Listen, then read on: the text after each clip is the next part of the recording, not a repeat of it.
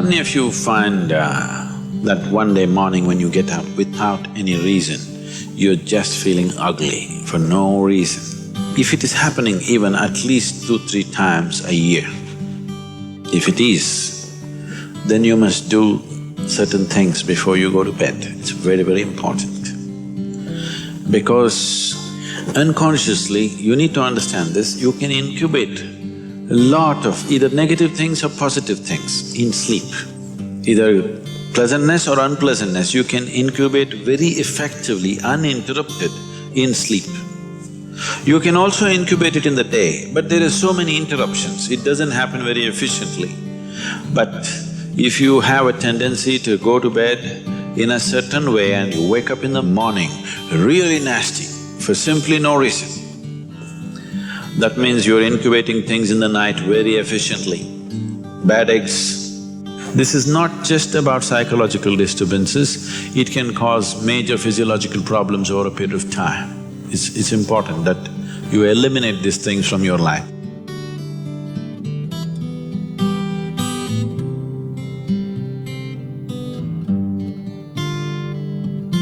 So, before you go to bed in the night, there are certain things that you need to take care of.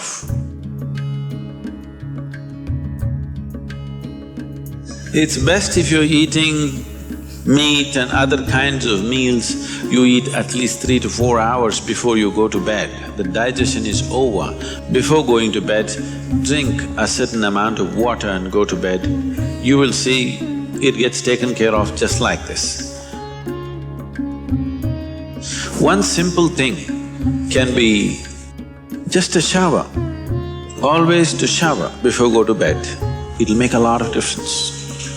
In this weather, maybe cold showers are difficult, so you go for lukewarm showers, don't go for hot showers in the night.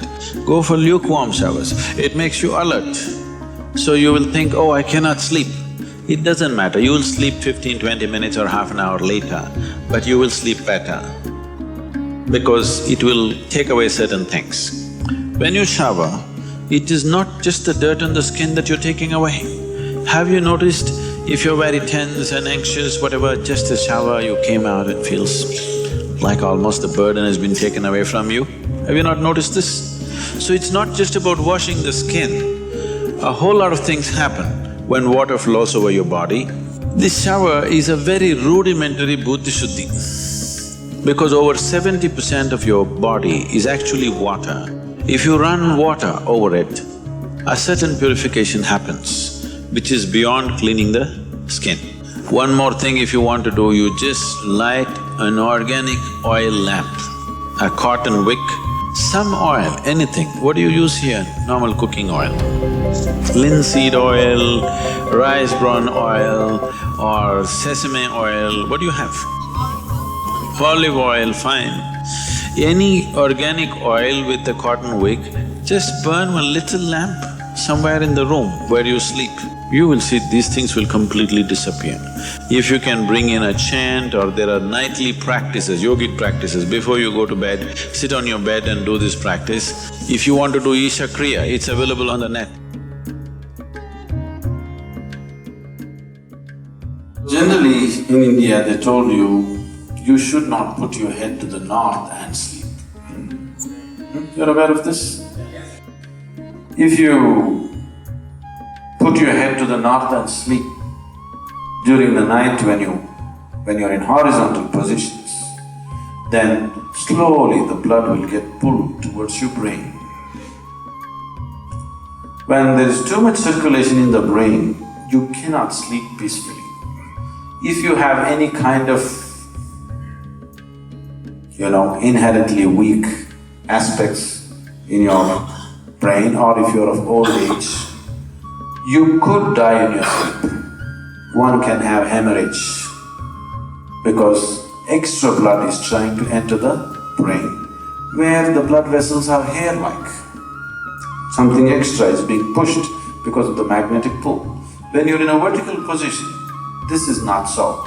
The moment you become horizontal, this pull on the head is so strong that slowly the blood tries to move towards the brain. So to avoid this is true only in the northern hemisphere. If you go to Australia, you should not put your head to the south. If you're in India, you should not put your head to the north. You can put it any other way, it's okay. Keep this in your mind, that you are truly a mortal, okay? Not in words, really, you could fall dead right now.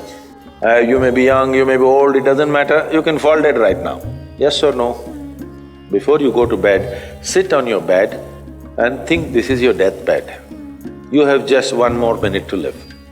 Just look back and see, what you have done today, is it worthwhile? Just do this one simple exercise. And you don't know when it really happens, whether you'll be sitting on your deathbed or lying in a hospital, all kinds of things sticking into you. Who knows how it'll happen? But enjoy this every day, that you will sit on your deathbed, look back and see, today, the way I've handled these 24 hours, is it worthwhile? Because now I'm dying. If you do this, you will live a worthwhile life, believe me. So every day in the night, all of you should do this before you go to bed. Last 3 minutes, everything that you have gathered, the body, the content of the mind, things, don't ignore small things, these small things are big things. I've seen how people are carrying their own private pillow, you know, because it's very important. So, your pillow, your footwear,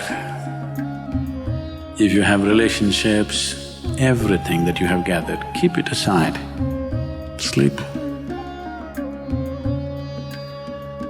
If you sleep in that condition, you will wake up with much more light, with much more energy, with much more possibilities than you have imagined possible. Just sleep as life, not as a man, not as a woman, not as this and that. Keep everything down, simply. See, this is getting too easy. Just sleeping sadhana. At least this you must do.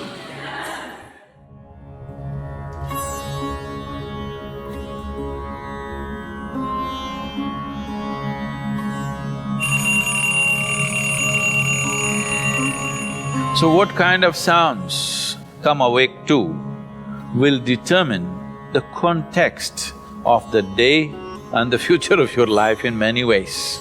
So coming awake to an alarm bell with a sudden start is not the best way to do your life.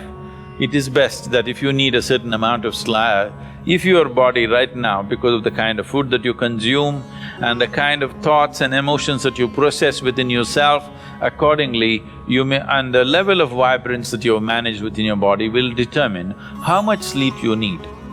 Let us say you need let's say you need 8 or 12 hours of sleep. I was saying the wrong number Whatever amount of sleep you need, you know how much you need. So you go to bed early enough so that you come awake naturally. If you're coming awake naturally, and suppose you have a doubt whether you will come awake or not, if you have a certain chant, if you've identified one of the Vairagya chants, you can use it.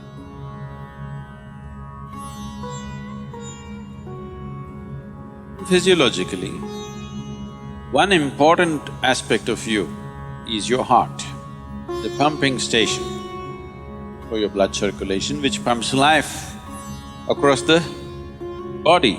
If this one thing doesn't happen, nothing happens. This starts from left side. So we told you, in India they have told you, when you wake up, you must roll to your right side and get up. Have they? Left side, if you roll and get up, bad things will happen to you. Did they tell you? Bad things are not about that. When you're in a certain state of relaxation, when the body is in a relaxation, the metabolic activity is low. When you get up, there is a certain surge of activity.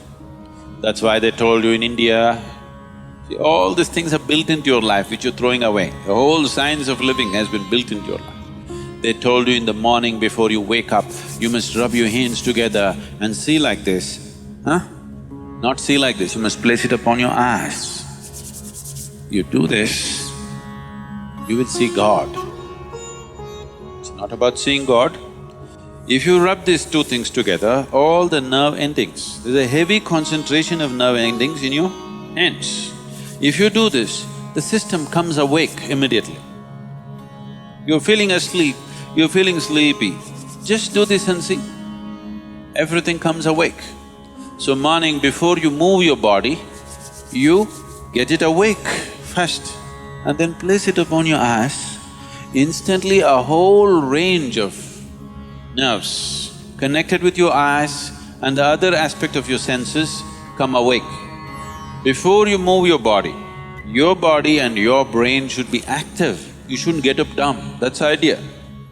Understand? So you do that and then roll over to your right and get up. Today, if all of us go to bed, by tomorrow morning, nearly 250,000 people won't wake up. Natural death in the world. Suppose you wake up tomorrow, you guaranteed? Have you come with a guarantee card? No guarantee card. So suppose you wake up, let's say. Just do this much, I'm telling you, this is a simple first step to your spiritual process. Tomorrow morning, when you come awake, check, you really awake or you dead? If you're awake, it needs at least a little celebration. You don't have to get up and dance, at least you can smile, still on. 250,000 people died. They were like you and me, poof, they went off, isn't it? Wherever you look, they're not there. Here I am still, alive. One big smile, will you? I'm talking management. Then if 250,000 people died, at least 3 to 5 million people lost somebody who's dear to them. You check those 3, 4, 5 people who matter to you, all of them alive today. One more big smile, hello? Will you or not? Alive. If suppose right now, we put a gun to your head, will you think it's a relief? No. You'll be terrorized, isn't it? So that's how precious it is to be alive, isn't it so? That's how precious it is for you to be alive. So tomorrow morning, 250,000 people died overnight, but you're still alive. Does it not at least deserve a big smile, I'm asking you? And all the people who matter to you are all alive today. One more big smile?